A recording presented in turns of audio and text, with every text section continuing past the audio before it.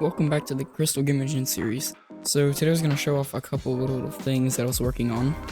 So I'm just going to go ahead and run it. And if I run this, you can see this console. So I've had this console for like quite a while, but it hasn't really done anything minus just say editor setup, which is done by the editor layer. But like it's not actually been useful. So I wanted to have something sort of like Unity's debug.log, or whatever you want to call it. So basically, this is like a little script that kind of shows that off. It warns you of the speed, like it basically just prints out the speed with a warning, and then it logs on create and stuff, and then you could, if it's a null, which this is actually something being worked on currently, this does not need to be here, but basically I'm trying to fix. So right now, let's say I like just remove the rigid body, but this script wants it right here. It wants to get that component. Well, if I run this, then it's gonna crash or freeze up, whatever. Yeah, entity does not have component.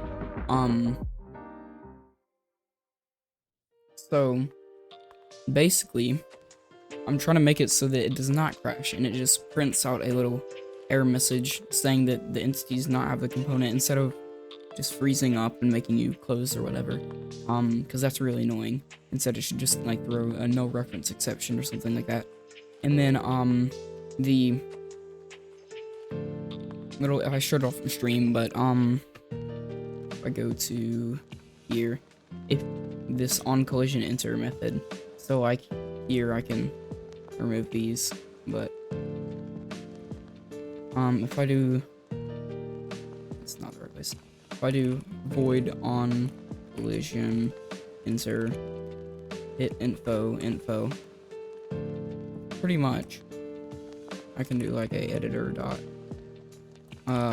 warn, we'll just say, oh, I can do the $sign too. This is how you put a variable in a string if you didn't know in C#. I can basically say like player hit, and then you would do like this little brackets, and then I can do info dot entity hit, and this should print out, if I didn't do something stupid, it should print out the little entity that it hit, which would be pretty neat. Yeah, so it's just gonna give you the UUID right now, because that's how like entities are passed or whatever.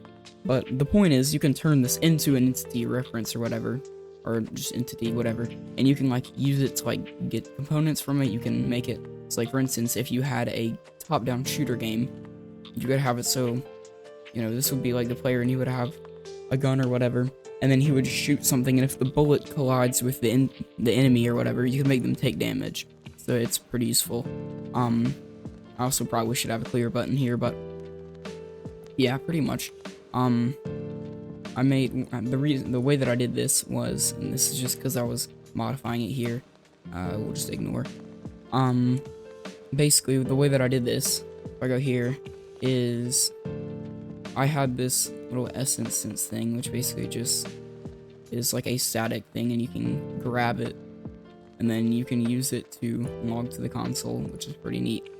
And yeah, it just has this little thing. It's just a vector of these message types, which is this thing, and then it just emplaces back them, and then for each, basically a for each loop, like depending on the type, which this would be, I should probably comment this actually. This would be a info, this would be a warn, and this would be a error. So yeah, that's pretty much what I've been working on, and there's definitely some more stuff in the works, and also the audio, which I'll have to show off in just a second, which is really neat. Not completely working, like, well, it might be, we can test it, but this is basically my list of stuff to do. Actually, I think this one I might have fixed. I don't remember. I think I fixed this one. Not 100% sure. I'll just do like that. But yeah, pretty much the Vulcan here And then layers in physics. This is something that I wanted to do because if you have like 2D ragdolls or joints or something, you don't want, like most of the time you would not want the ragdoll to collide with themselves. Sometimes you don't, point is you can have like physics layers and stuff, and that would be useful. Joints, ragdolls, and soft bodies, and then I think this is also done actually. I don't know why I did it like that. Over here it should be like this. Getting velocity, this is also done. There's basically just like a checklist, so every time I make a game or do like one of those 1 hour challenges, then I pretty much just like after I add all the things that I need, or like things that were dumb or didn't work or need to be added or something, I basically just slap them on this list. One of the big ones in my opinion is mouse scroll inputs. I really don't know why I don't have this yet, because it definitely should be in there. This is a huge one. I've been working on this for a little while, but full script docs this should probably just script docs, because it's very difficult. It takes a long time because I have to make the website or whatever. This one is what I was talking about earlier, the issue where the game crashes when component is called that does not exist, or like basically if you remove the component and try and play, it will like freeze up / crash. Recreate fixtures if values are changed. So this is referring to the physics. So basically if I run Crystal right now, and like let's say so right now if I set the gravity scale to 0, like that, so it has no effect by gravity, like I can just go and it will infinitely go. There's no, as long as I don't hit anything because there's no friction. I mean, it literally does infinitely go. It is not affected by gravity. But if I turn this up to like 1, or you can even turn it above that, I made it so that for some reason I had it limited to like 1. You can turn this above 1 and just, yeah, make it like mad heavy.